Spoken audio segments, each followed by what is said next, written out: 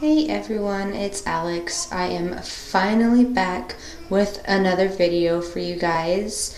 It has been so long since I have updated you guys and I have a lot to talk about. So this video I'm probably going to have to make into a two-part video just because I have so much to say.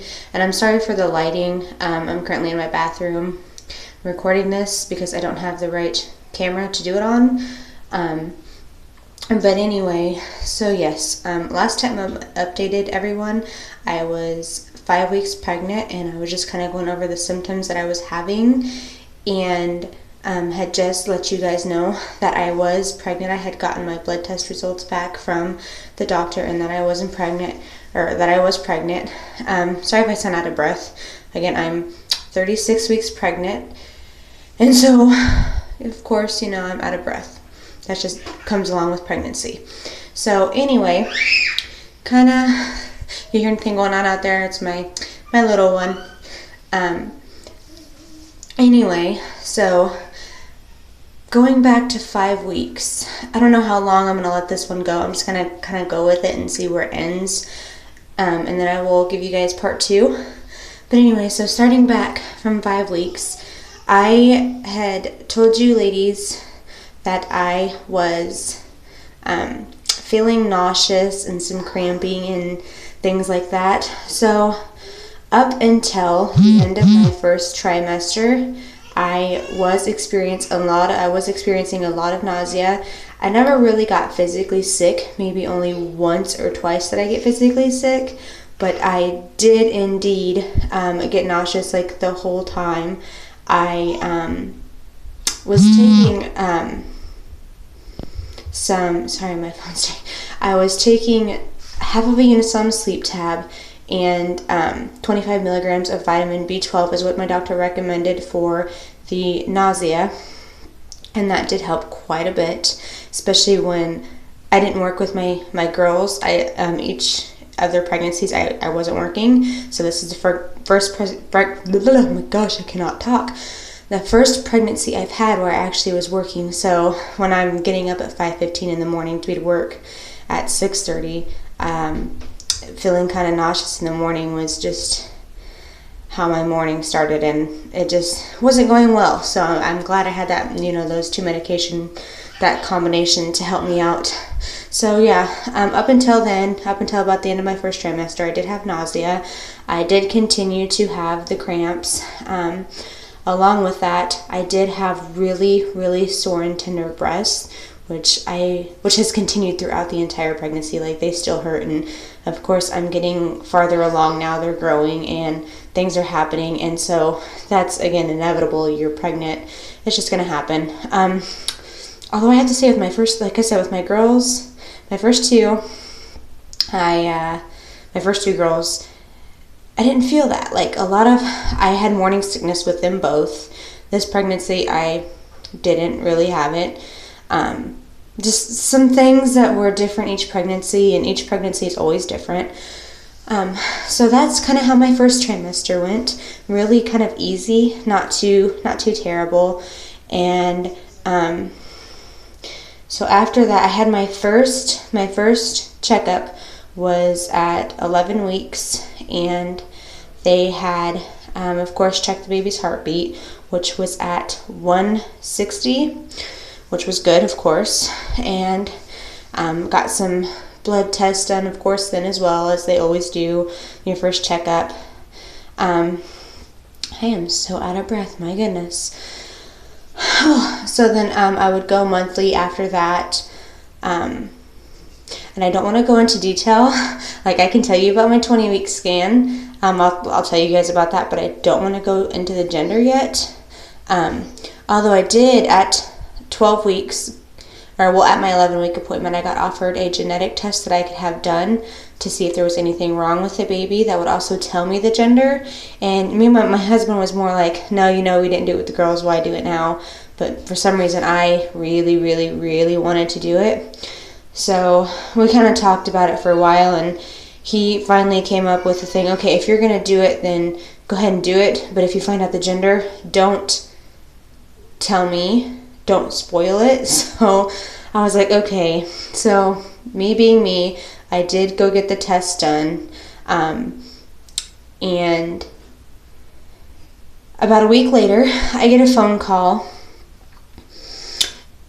and they, of course, tell me that it's good news, which was so relieving to hear.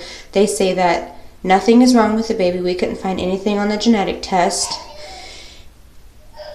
And then they asked if I wanted to know the gender. And like I said, I'm going to go into that in a different video. So, of course, there's going to be another part. I probably won't put it in part 2. I'll probably make that a completely separate gender. Or, separate gender. Oh my goodness. It's late at night. I'm tired. It's past my bedtime. Anyway, I'll make that a completely different video from part 2. But anyway, so we went to my 20-week scan. And everything was good. They said the baby looked fine. Nothing wrong with the baby. The only thing that they could see wrong at that time was my placenta. And this is, she's like, well, I need to do, and instead of a regular ultrasound where they do it on your stomach, they need to do transvaginal, which I was like, okay, this far along, why do you have to do that? And she explained, well, your cervix is in a spot where we don't like to see it. So I was like, oh no, please don't tell me I have placenta previa. Man, my hair is doing something crazy. Anyway, so they go in, they check, and then she doesn't really tell me anything. So, and where the place I go get a sonogram first, and then I go see my OB like right after. It's in the same office and everything. So then I go in to see my OB, and he tells me, well, your cervix is a little low. This is not exactly where we want it to be. We want it to be about 2 centimeters away from the opening of your cervix. So that tells me, okay, well, it's not placenta previa, which is awesome, but it does need to move. Which he said, as I grow, it will move.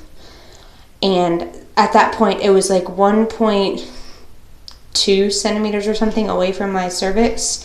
And so he's like, well, when you come back for your 28-week appointment, we'll go ahead and check it again and see if it's moved at all. So throughout this time, I was just so nervous and so scared that, it wasn't going to move and something bad was going to happen, considering I have to have a repeat C-section. I had a C-section with my first 2 girls. My oldest was an emergency C-section, and where I live, unfortunately, I can't do a VBAC unless I go to a birthing center, which if something were to happen, you just hope you get to the hospital in time. So I wasn't exactly prepared for that. So I just went in with a repeat C-section. So with this one, I have to have another one, and that's what kind of scared me, was my placenta is low and I have to get a C-section. Although my placenta is where it's supposed to be, on the back, I believe, wherever it's supposed to be.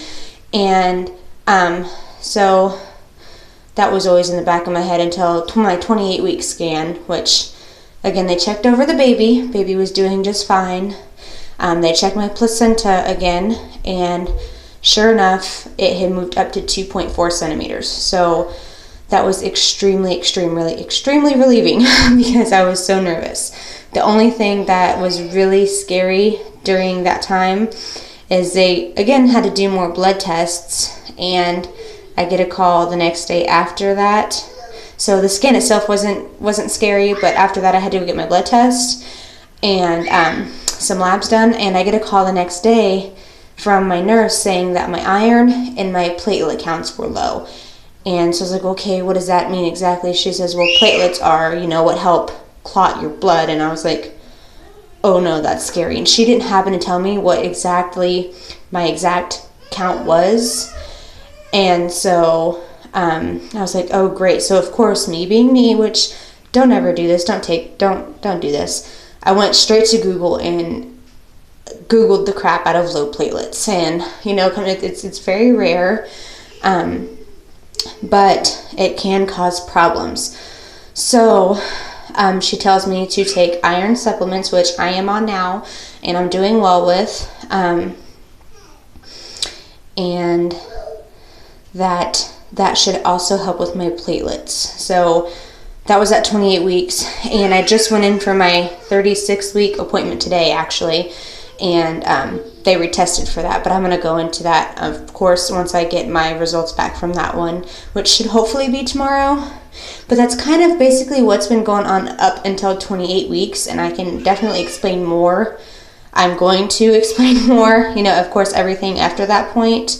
Oh, and my glucose test. I did have to do a glucose test, which is gross, but you know, you always have to do it. And that came back good, that I was not diabetic or anything like that, gestational diabetes. So that was very relieving. I'm going to go ahead and show you my 36-week belly, which of course you can already see from the front. And this is the baby from the side, and I feel ginormous. The baby has dropped a lot. I definitely was way up here, but I have dropped within the last week and a half or so. I dropped.